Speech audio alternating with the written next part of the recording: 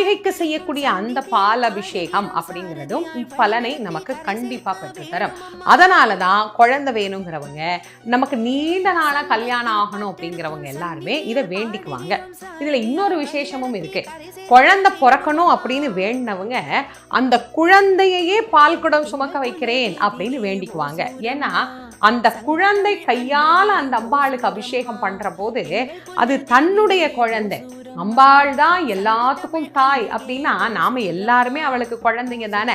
ஆனாலும் ஒரு தாய் வேண்டிக் கொள்வாள், என்னுடைய குழந்தை கையால நான் உனக்கு அபிஷேகம் பண்ணி பார்க்கணும்னு ஆசைப்படுறேம்மா, அதனால எனக்கு ஒரு மழலை செல்வத்தை கொடு அப்படின்னு அவளை வேண்டிக் கொண்டு, நான் பாலூட்டும் தாயாக மாறுவதற்கு நீ காரணமாக இருக்கின்ற போது உனக்கு பாலால் நான் அபிஷேகம் செய்து உன்னை வழிபாடு செய்யணும், அந்த குழந்தை கையால் அந்த பால் குடத்தை சுமந்து கொண்டு வந்து உன்னை ஆராதிக்கணும், இப்பேற்பட்ட ஒரு நல்ல வரத்தை எனக்கு கொடு அப்படின்னு பெண்கள் வேண்டிக் கொள்ளுகின்ற அந்த முறையை இன்னைக்கும் நாம கடைபிடிச்சிட்டு இருக்கிறோம். அந்த பாலை ஒரு குடத்தில்